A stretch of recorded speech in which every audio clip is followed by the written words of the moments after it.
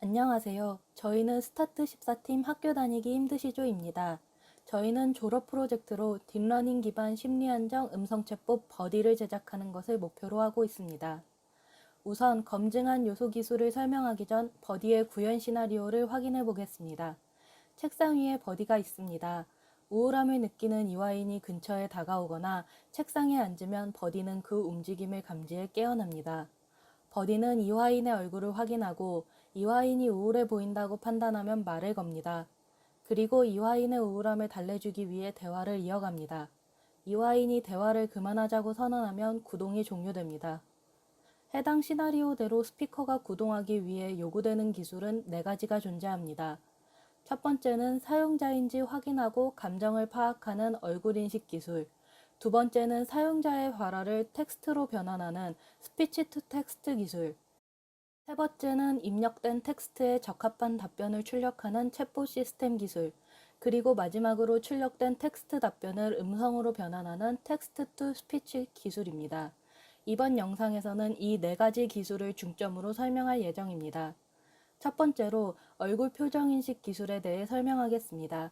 저희는 표정 데이터로 학습시킨 여러 가지 모델과 마이크로소프트 애저에서 제공하는 커그니티브 서비스의 페이스 API를 테스트해 본 결과 더 나은 정확도를 보여준 페이스 API를 사용하기로 결정했습니다.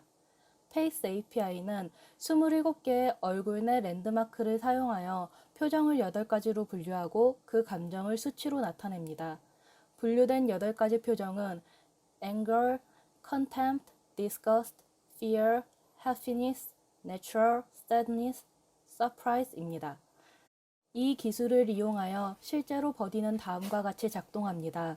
먼저 사용자의 가까이에 놓인 버디가 주기적으로 사용자의 얼굴을 찍습니다. 찍힌 사진은 감정을 분석하는 데에만 사용되며 다른 서버나 기계 내 저장소에 저장되지 않습니다.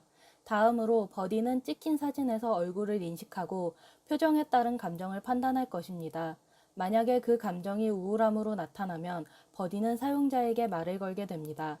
두 번째로 STT 기술에 대해 설명하겠습니다. STT는 스피치 투 텍스트의 약자로 심리 치료를 위한 대화를 시작하기 위해 사용자의 음성을 인식하는 기술입니다. STT를 구현하기 위해 마이크로소프트 애저의 스피치 SDK를 사용하였으며 마이크로부터 실시간 음성과 음성 파일 중 어느 것을 인풋으로 받을지에 따라 구현 방식이 달라지는데 저희는 실시간으로 대화하는 챗봇을 구현할 것이기 때문에 스피치 투 마이크를 구현해 보았습니다. 안녕하세요.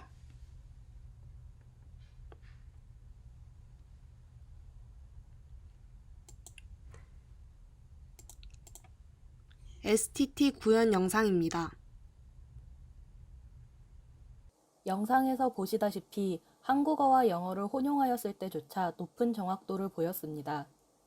마이크로소프트 애저에서는 모델 정확도를 측정하는 산업 표준인 WER, Word Error Rate를 계산하여 콜센터, 음성 도우미, 받아쓰기, 비디오 선택 자막과 같은 시나리오의 오류 정도를 보여주고 있습니다. 책상 위 그리고 자신의 방에서 사용될 버디의 환경과 가장 비슷한 받아쓰기 시나리오의 경우 다른 단어로 대체되어 쓰여진 대체 오류는 평균 이상으로 높은 편이었지만 없는 단어가 삽입되고 삭제되는 삽입 오류나 삭제 오류에 있어서 오류 범위가 낮다고 기술되어 있습니다.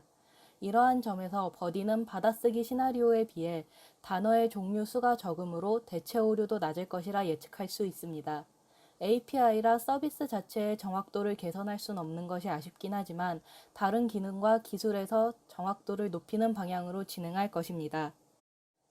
세 번째로 챗봇 시스템 기술에 대해 설명하겠습니다. 우선 코버트 모델에 대해 설명하겠습니다. 코버트란 구글에서 공개한 NLP 사전학습 모델인 버트의 한국어 성능 한계점을 개선시킨 모델입니다. 한국어 위키 기반으로 사전학습을 진행시켰다고 합니다. 우리는 이 코버트 모델을 사용하여 챗봇 중 검색 모델을 구현하였습니다. 학습시킨 데이터는 AI 허브에서 제공하는 웨니스 대화 스크립트 데이터셋입니다.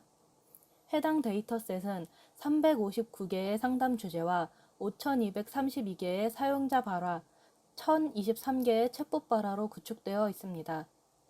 챗봇의 발화는 상담 주제에 따라 구분할 수 있으므로 사용자의 발화 데이터가 들어왔을 때 주제를 예측하고 해당 주제의 답변을 출력하는 형태로 구현하기로 하였습니다. 그를 위해 사용자 발화에 따라 상담 주제를 분류하는 클래시피케이션 지도학습을 진행하였습니다.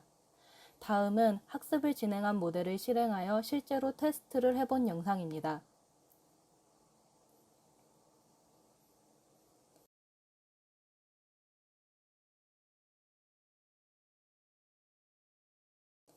학습 데이터에 존재하지 않는 문장을 작성할 경우 간혹 잘못 답변하는 경우가 생기지만 전체적으로 발화에 적합한 답변을 출력하는 것을 확인할 수 있었습니다.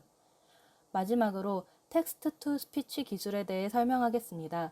저희는 TTS 기술 중 데브시스터즈에서 공개한 멀티 스피커 타코트론 모델을 사용하기로 결정했습니다. 해당 모델은 기존에 존재하던 타코트론 모델을 활용하여 다수의 화자의 목소리를 효율적으로 학습할 수 있는 모델입니다. 우선 기본 틀이 되는 타코트론에 관하여 설명하겠습니다. 타코트론은 크게 4가지 구조로 나눌 수 있습니다. 그 4가지는 인코더, 디코더, 어텐션, 보코더입니다. 인코더에서 입력된 텍스트를 문자 단위로 인베딩한 문자 인베딩을 받아 프리넷과 GBHG를 거쳐 시퀀스를 생성합니다. 프리넷의 드롭아웃을 통해 일반화를 가능하게 하고 보틀넥 레이어를 통해 병목 현상을 방지할 수 있습니다. CNN의 장점과 RNN의 장점을 합친 GBHG를 통해 문장의 흐름의 특징과 맥락을 유추할 수 있습니다. 인코더에서 생성된 시퀀스를 활용하여 어텐션 값을 생성합니다. 이후 디코더에서 이 어텐션 값을 활용하여 소리나 파동을 시각화하는 멜 스펙트로그램을 생성하고 추가로 GBHG를 거쳐 리니어 스펙트로그램을 만듭니다. 그리고 마지막으로 보코더 부분에서 그리핀 림을 통해 음성 데이터로 변환시켜 저장합니다. 멀티 스피커 타코트로는 딥보이스 2를 사용하여 스피커 인베딩을 만들어서 인코더와 디코더 부분에서 활용하여 복수의 학습을 가능케 한 모델인 것입니다. 이러한 멀티 스피커 타코트론을 활용하여 손석희 앵커의 목소리를 학습시켰습니다. 이것이 약 15만 스텝을 학습시킨 결과물입니다. 안녕하세요, 이화여대 여러분. 보시는 바와 같이 어텐션 그래프가 형태를 갖추었고 전처리 부족으로 인하여 질이 좋지는 않았지만 생성된 음성에서도 손석희 앵커의 목소리를 확인할 수 있었습니다. 이렇게 딥러닝 기반 심리 안정 음성 챗봇 버디 프로젝트를 진행하기 위해 필요하고 검증을 거친 요소 기술들에 대해 살펴보았습니다. 지금까지 시청해 주셔서 감사합니다.